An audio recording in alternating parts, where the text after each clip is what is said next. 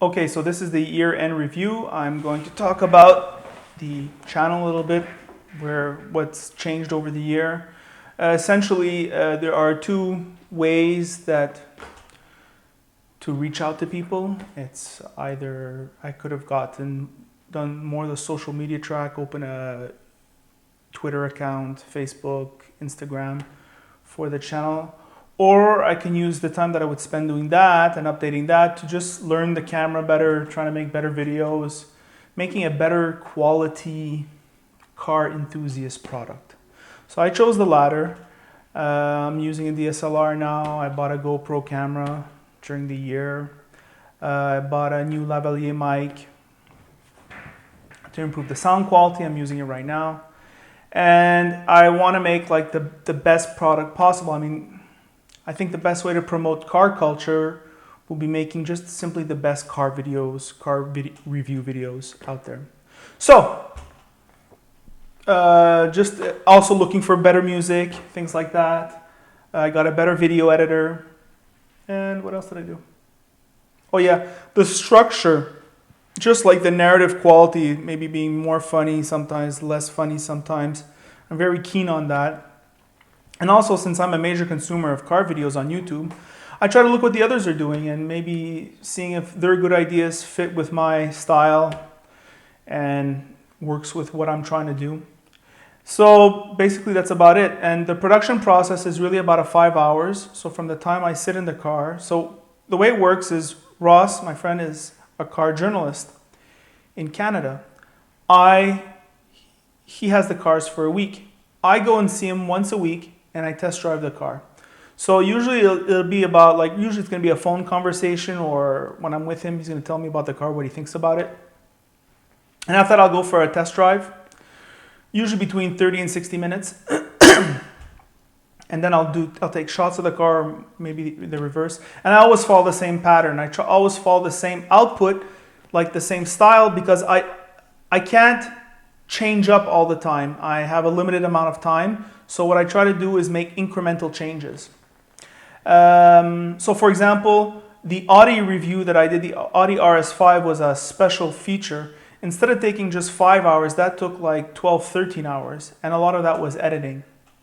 So when you change a little bit, I understand that sometimes watching the same format all the time sucks, but it's just for me, it's just easier for me. So for 2016, once again, focusing on quality, get a better mic. I'm gonna get a high-end lens for my camera, like a over $1,000 lens to really improve the video image quality.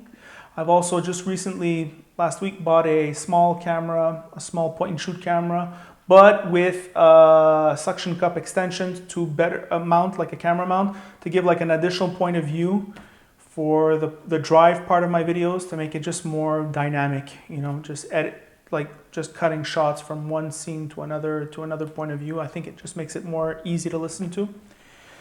That's really what I'm working on, is making the videos as easy to listen to as possible within the very limited time frame I've set for myself.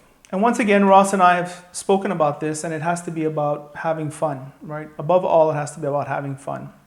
And I could easily put more time into it or try to get more views, but that's not really what this channel is about. You really don't make any money on YouTube. So that's it. That's about it. And what else is there? So yeah, when I started taking this YouTube channel very seriously at the beginning of 2014, I was at 5,000 views a month.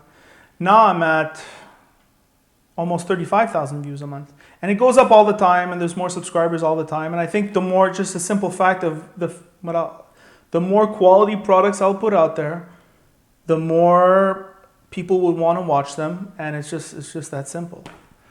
For car reviews, now for my detailing videos, I did a little bit less because I do them all in French, because there are no good ones in French. At least when I started making, there were no good ones. I really insisted on making French videos for the car detailing ones. However, for the car review videos, I do them in English. Now, over 75% of the viewers come from the United States, even though this is really the only Quebec Anglophone YouTube car video outlet that on YouTube. I try to make my videos for the Canadian audience. However, I do make them US friendly. Now, I've seen some other Canadian YouTube car review outfits that are really focused on the US market.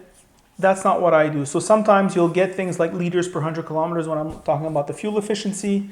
I talk of the speed in kilometers an hour. When I think about it, I try to put that in US, like with miles an hour or miles per gallon, just to make it more US friendly because, well, that is, for Canadians, the US is the mecca of car enthusiasts, right? So, of course, I would like Americans to have a meaningful experience when they're watching my videos. However, I won't make the videos for the US. They're for the Canadian market. And I think anybody from anywhere will watch the videos, and really we're not about the spec sheet. I'm not about the spec sheet. I'm more about like what's it like to drive the car.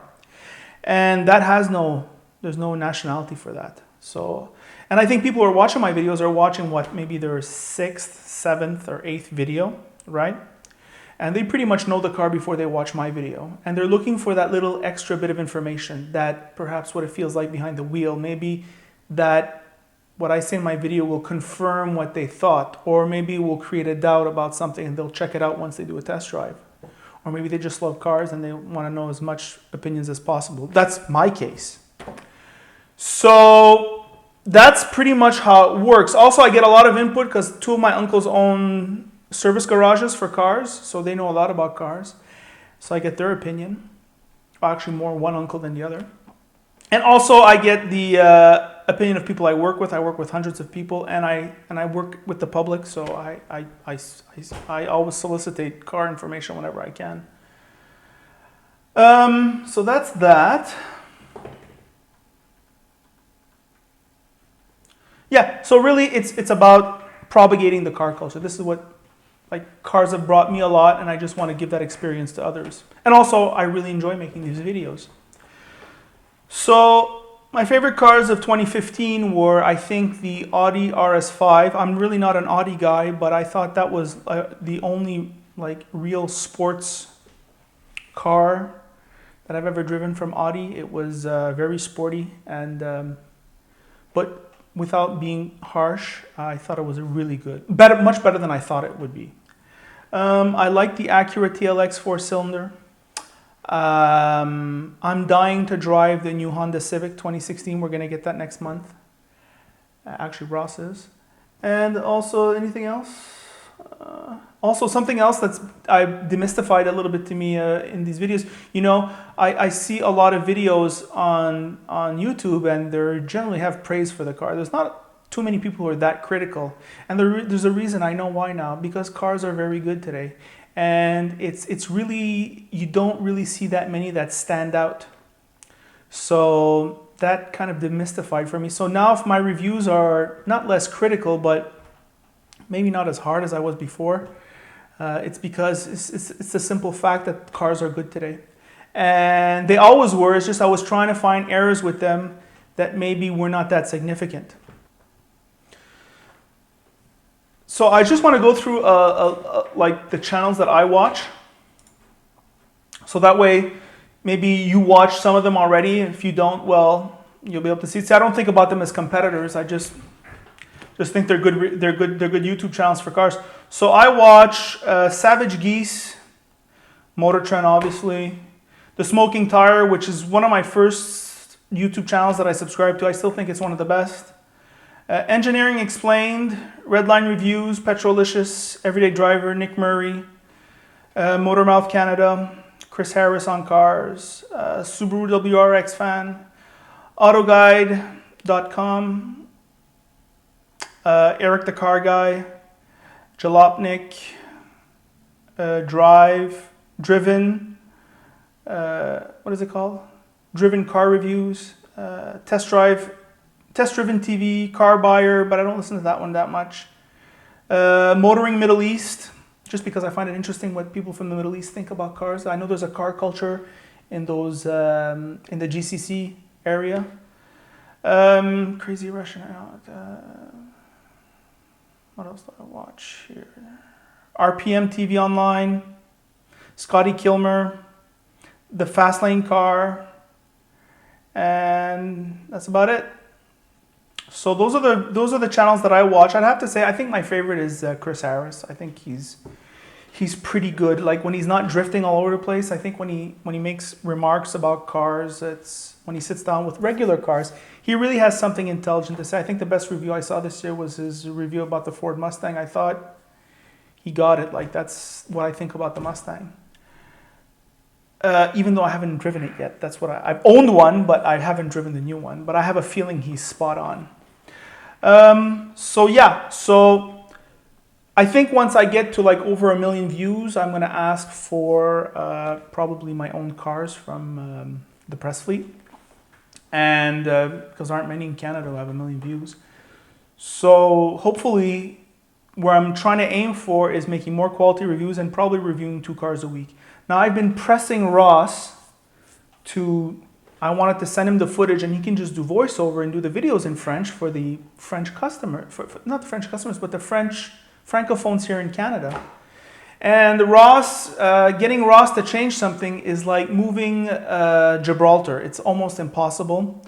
But I'm pretty tenacious, and I'm pretty sure this year in 2016 he'll start his YouTube channel. So that's about it. So that's where the channel is. Is there anything else that I should be saying? No, that's it.